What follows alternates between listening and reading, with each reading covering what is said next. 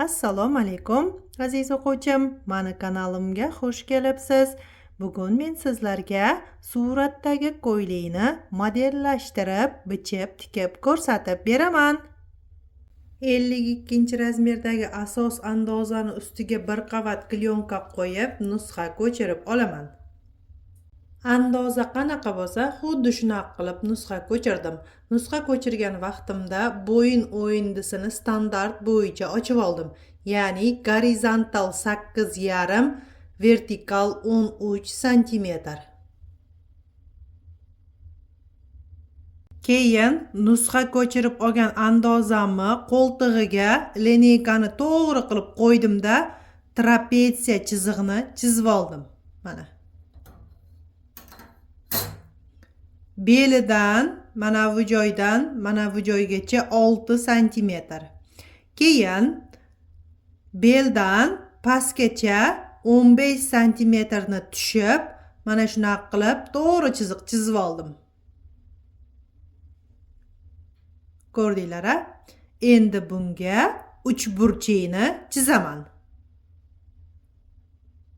Uchburchakni chizish uchun andozani belidan 3 cm tepaga chiqdimda belgilab oldim va mana shu nuqtadan bokovoyga qaratib to'g'ri chiziq chizib oldim. Chiziqni uzunligi 38 cm. Mana. Shunday qilib ko'ylakni uchburchak belini chizib tayyorlab oldim. Qizlar, yaxshilab ahamiyat berib eslab qolinglar. Trapetsiya etekli ko'ylak tikkan vaqtingizda bokovoydagi ko'krak vatochkani xuddi mana shunaqa qilib bichib olib bo'lmaydi.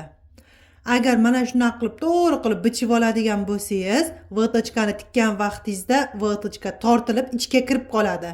Shunaqa bo'lmasligi uchun обязательно mana bu vatochkani o'rtadagi chizig'ini 3 cm o'lchaysizda mana shunaqa qilib chiqarib chizib olasiz. Bu tomonga 10 cm, bu tomonga 10 cm qilib. Shunda mana shu vatochkani tikkan vaqtingizda trapetsiya etegida to'g'ri bo'lib chiqadi. Agar mana shu 3 cm ni qo'shmasangiz, vatochka ichkariga tortilib qoladi. Mana shu narsaga ahamiyat beringlar qizlar. Qizlar, har doim esinglarda bo'lsin.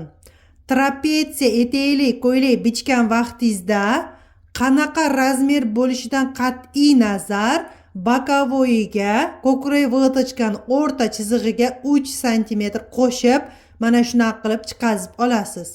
Agar mana shu 3 cm ni qo'shmasangiz, siz trapetsiya ko'ylakni xato bichgan bo'lasiz. Undan keyin oldida plankasi bo'lgani uchun mana bu buklovga 1 cm chok haqqiga qo'shib chizib oldim. Keyin plankani 8 cm qilib chizdim. Ya'ni 4 cm dan 2 ga bo'lib mana shunaqangi chiziqni chizib oldim. Modellashtirib olgan andozamni kesib tayyor qilib oldim.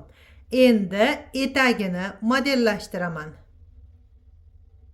Ko'ylakni etagini orasini 4,5 cm dan qilib 8 ta bo'lakka bo'lib oldim.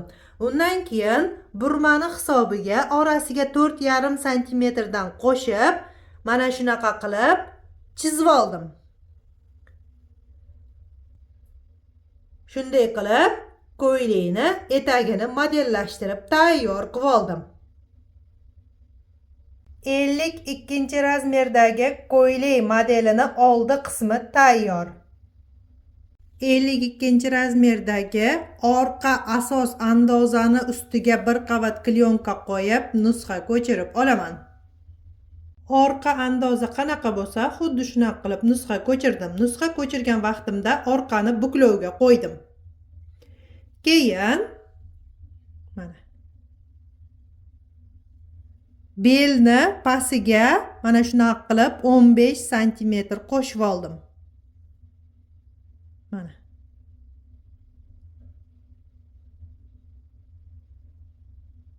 Undan keyin qo'ltiqni mana bu joyiga lineykani qo'yib, bokovoyni trapetsiya qilib chizib oldim. Trapetsiyani chizish uchun belidan 4 sm qo'shib, mana shunaqa qilib burchakni chiqazdim. Endi belni o'rtasidagi burchakni chiqazaman.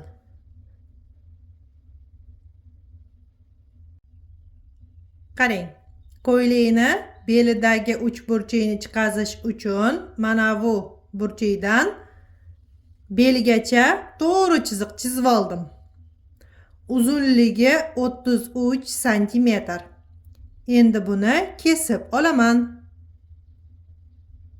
Modellashtirib olgan ko'ylagim andozasini kesib tayyor qilib oldim. Endi ko'ylakni etagini modellashtiraman. Ko'ylakni etagini orasini 4,5 sm dan qilib, mana shunaqangi 7 ta bo'lakka bo'lib oldim. Endi buni orasini ochib, burmani hisobini qo'shib olaman. Ko'ylakni etagini modellashtirish uchun mana shunaqangi to'g'ri chiziq chizib olasizda, keyin uni 4,5 sm dan qilib bo'lib chiqasiz. Undan keyin etekni olib, mana bu chiziqlarini kesib, orasiga 4,5 sm dan qoldirib, mana bu chiziqni bir-biriga to'g'ri qo'yib, bulavka bilan qadab chiqasiz. Ko'ylakni etagini mana shunaqa qilib modellashtirib oldim. Endi buni kesib olaman. Ko'ylakni orqasini modellashtirib tayyor qilib oldim. Ko'rib turganingizdek, ko'ylakni oldi va orqasini modellashtirib tikib tayyor qilib oldim. Endi bu andozalarni matoga qo'yib, ko'ylakni bichib olsam bo'ladi. Andozani chok haqqi ichida 52 razmerga bozor standarti bo'yicha ishlanilgan andoza. Mandan kitob va andozalar komplektini olgan qizlar, xuddi mana shu modeldagi ko'ylakni siz xohlagan razmeringizdan bichib olsangiz bo'ladi. Aziz o'quvchim, mana chevarchilik sirlari kitobim bilan chok haqqi ichida bo'lgan tayyor andozalarim sotiladi. Kitob va andozalar komplekti Toshkentda Ipodrom bozorida sotuvda bor. Agar sizga kerak bo'ladigan bo'lsa, videoni ostida telefon raqamlarim bor. Qo'ng'iroq qilib yoki Telegramda yozib ma'lumot olsangiz bo'ladi. Qizlar, Floria matodan ko'ylak tikkan vaqtingizda birinchi bo'lib qiladigan ishingiz bu matoni stolning ustiga yoyib, mana shunaqangi parli dazmolda yaxshilab dazmol qilib chiqish. Bu mato dazmol bosgan vaqtda 5-10 sm gacha kichrayib qoladi.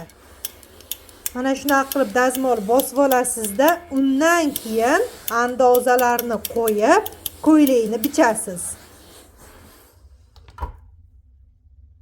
Modellashtirib olgan andozalarimni 3 metr Floria matoga mana shunaqa qilib joylashtirib oldim. Endi buni kesib olaman. 3 metr Floria matodan ko'ylakni bichib oldim. Endi tikishni boshlayman. Ko'ylakni orqasini etagini burmaga yig'ib tayyor qilib oldim. Endi buni gavdaga tikaman. Ko'ylakni orqasini tikib tayyor qilib oldim. Ko'ylakni oldini, gavdasi va etagini bir-biriga qo'shib, mana shunaqa qilib tikib oldim. Endi oldiga plankani tikaman.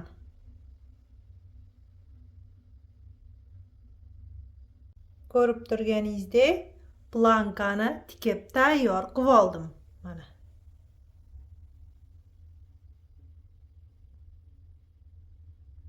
Endi bunga petля ochib, tugma qadab olaman. Ko'rib turganingizdek, ko'ylakni oldiga tugmalarni qadab oldim.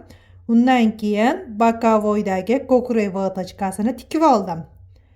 Keyin oldi va orqani bir-biriga qo'shib, yelkasini tikib oldim. Endi bokovoyni tiksam bo'ladi. Shunday qilib, ko'ylakni bokovoyni tikib, dazmol bosib tayyor qilib oldim. Endi ko'ylakni bo'yniga kassabeka tikaman. Yenglarni tikib, bilagiga rezinka o'tkazib tayyor qilib oldim.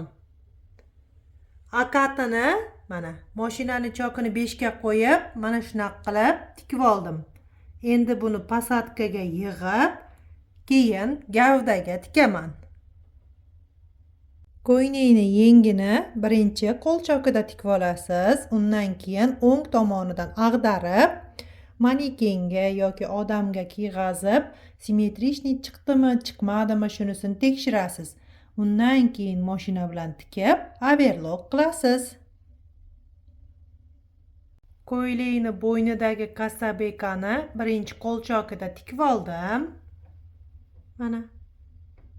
Endi mashina bilan tikaman.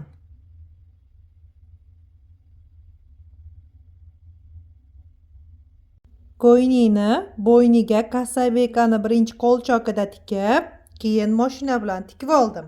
Mana. Mana shunaqa qilib tikib tayyor qilib olganimdan keyin bo'yin yostiqqa ko'ylakni kiyg'azib dazmol bosaman. Dazmol bosgan vaqtimda mana shunaqa qilib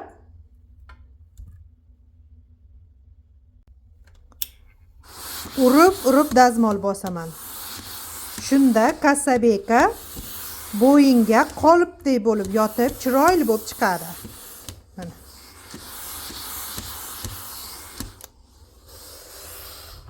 Keyin mana shunaqa qilib dazmol bosib, qolipdek qilib olganimdan keyin 5 minutga sovishga qo'yib qo'yaman.